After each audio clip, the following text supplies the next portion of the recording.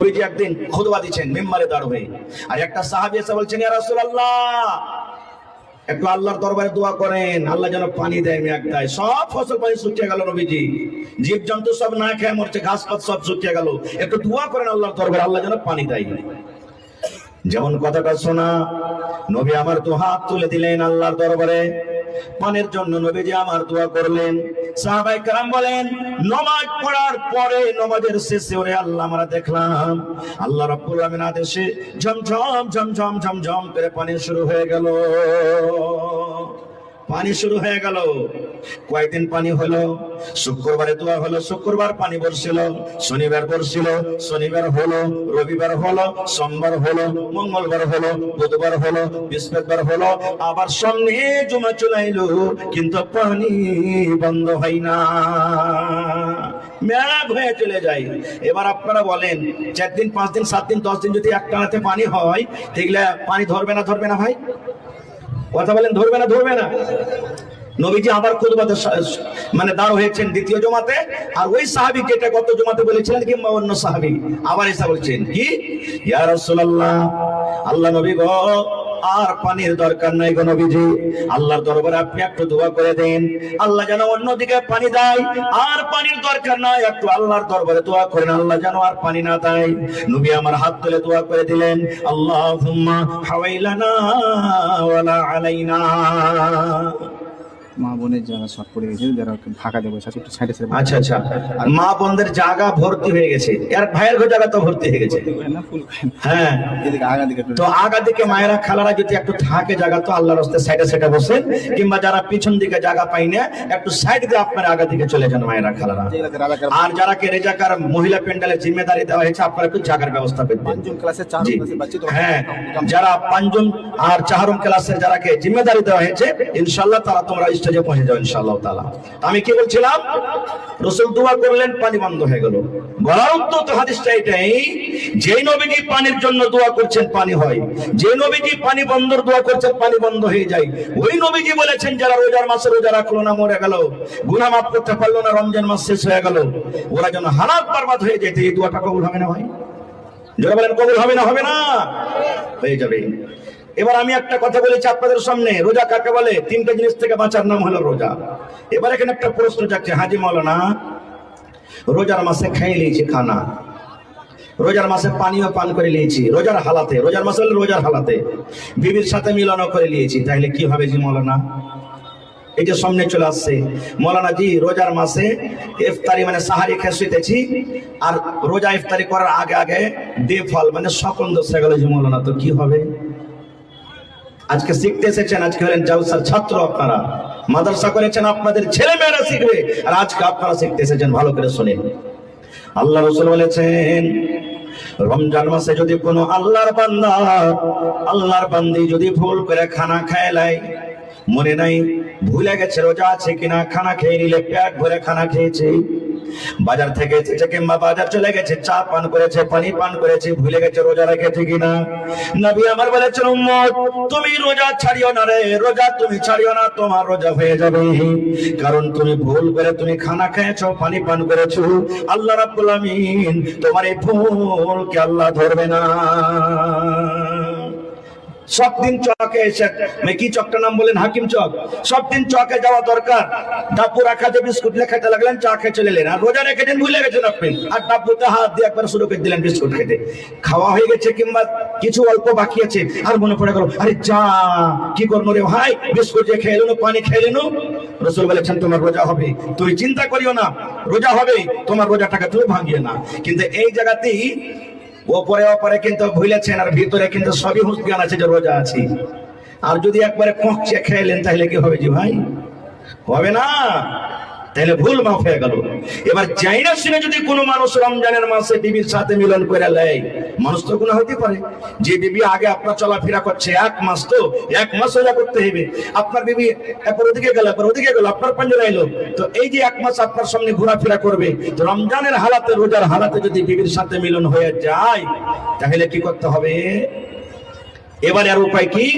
সেই হাদিস, আল্লাহ রাসূল একদিন বসে আছেন সাল্লাল্লাহু আলাইহি সাল্লাম, সাহাবায়ে কেরাম বসে আছেন, আর একজন সাহাবী দৌড়াতে দৌড়াতে নবীর দরবারে চলে এসেছেন। আসার পর কি বলছেন জানেন? হালাক তো ইয়া রাসূলুল্লাহ, আল্লাহ নবী গো, আমি হালাক হয়ে গেলাম, বরবাদ হয়ে গেলাম, ধ্বংস হয়ে গেলাম, আমি হালাক হয়ে গেলাম, বরবাদ হয়ে গেলাম। আজকে আমরা গুনাহ করব তো লুকাবো, কেউ তো দেখতে পেলে না রে, কেউ তো দেখতে পেলে না। কিন্তু সাহাবায়ে কেরাম দেখেন, যান সিরাতে কোরআন, যারা আল্লাহর ডর, আল্লাহর ভয়, জাহান্নামের ভয় করে আল্লাহ, সেই সাহাবী দৌড়াতে দৌড়াতে বলছেন, ইয়া রাসূলুল্লাহ, আমি হালাক হয়ে গেলাম, বরবাদ হয়ে গেলাম। নবী আমার বললেন, ও আল্লাহর বান্দা রে, তুমি এরকম কথা কেন রে বলো রে বাবা, আমি হালাক হয়ে গেলাম, বরবাদ হয়ে গেলাম। তোমার দ্বারাতে কোন গুনাহ হয়েছে, তুমি কোন পাপ করেছো, কোন গুনাহ করেছো? এবার সেই সাহাবী বলছেন, ইয়া রাসূলুল্লাহ, ওয়াকাতু আলা ইমরাতি ওয়া আনা সাইম। নবী গো, আমার ভুল হয়েছে এটা, আমি রোজার হালাতে বিবির উপরে আমি সওয়ার হয়ে গেছি গো নবীজি, রোজার হালাতে আমি বিবির সাথে সহবাস করে নিয়েছি। আল্লাহ নবী গো, রোজার হালাতে আমাকে বিবির কাছ থেকে আলাদা থাকতে হতো, দূরে থাকতে হতো, কিন্তু নবী গো, আমি বুঝতে না পারে আমার দ্বারাতে ভুল হয়ে গেছি। আমার স্ত্রীকে দেখে আমার মনটা মানলো না গো নবীজি, আমি রোজার হালাতে বিবির সাথে আমি মিলন করে নিয়েছি, এই আমার ভুল হয়ে গেছে। এই নওজওয়ান যুবক, যদি এরকম কোন মানুষের কাছ থেকে এখনো যদি হয়ে যায়, তাহলে তাকে কি শাস্তি নিতে হবে জানেন? শরীয়তের ফয়সালা। নবীজি বললেন, বাবারে, তোমার দ্বারাতে যে ভুল হয়েছে, তুমি যে গুনাহ করেছো রে বাবা, তোমাকে জরিমানা লাগবে, জরিমানা আদায় করতে হবে, কাফারা লাগবে। কি কাফারা লাগবে?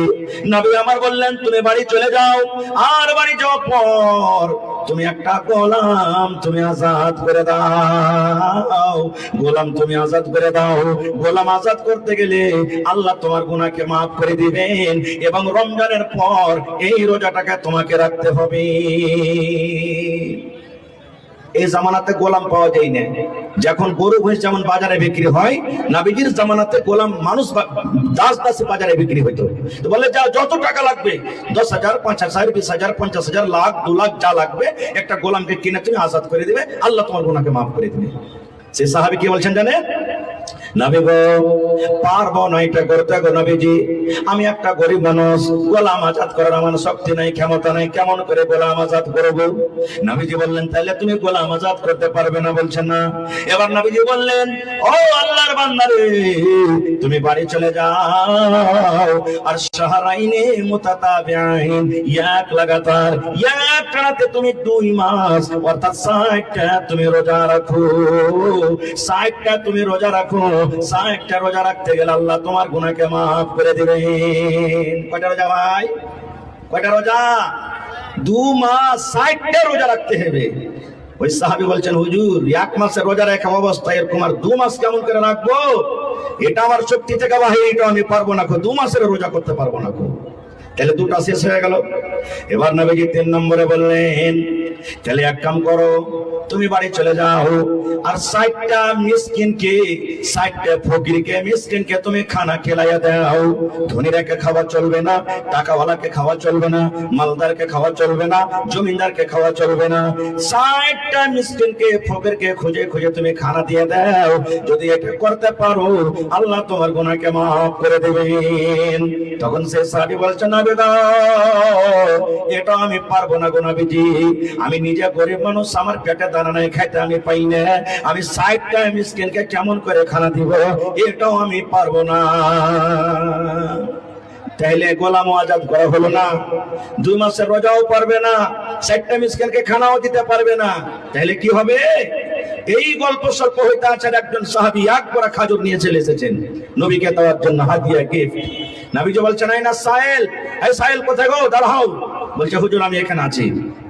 নবীজি বললেন, হে আল্লাহর বান্দা, তুমি শুনে নাও, এই খাজুরের বড়াটা তুমি নিয়ে নাও, খাজুরের বস্তাটা তুমি নিয়ে নাও, আর এই খাজুর কোটা নিয়ে তুমি মদিনার গলিতে গলিতে দেখো যে মিসকিন আছে, ফকির আছে, 60টা ফকিরের মাঝে, মিসকিনের মাঝে তুমি বন্টন করে দাও। এই কথাটা শোনার পর এবার সে সাহাবী বলছেন, ইয়া রাসূলুল্লাহ, আপনি বললেন নবী গো, মিসকিনকে জামিয়া উমুল করা লিলবানা ঝাপা নেপাল, আচ্ছা 5,000 টাকা নেপালি। আচ্ছা ঠিক আছে, আল্লাহ রাসূল গো, আপনি বললেন ফকিরকে মিসকিনকে খানা দিতে হবে, কিন্তু নবী শুনেন, মদিনার গলিতে গলিতে যদি খোঁজা হয়, আমার থেকে বড় গরিব আর মদিনার ভিতরে কেহ নাই। সব থেকে আমি বড় গরিব, আমার থেকে আর গরিব কেহ নাই। কাকে দিয়ে বাড়াবো? আমি তো গরিব সব থেকে। নবীজি তখন একটু মুচকি হাসি দিলেন, তাবাসসুম হাসি যাকে বলে, যে বলেন যাও যাও যাও, তোমার ছেলে মেয়ে তুমি খেয়ে নিবে।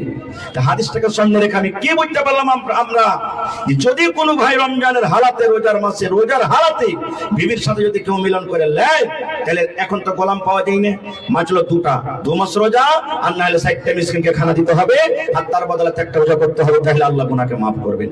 আর মাত্র 2 মিনিটে 2টা হাদিস বলবো, ইনশাআল্লাহ। দান আসতে শুরু হয়ে গেছে, আমি ওদিকে চলে যাব।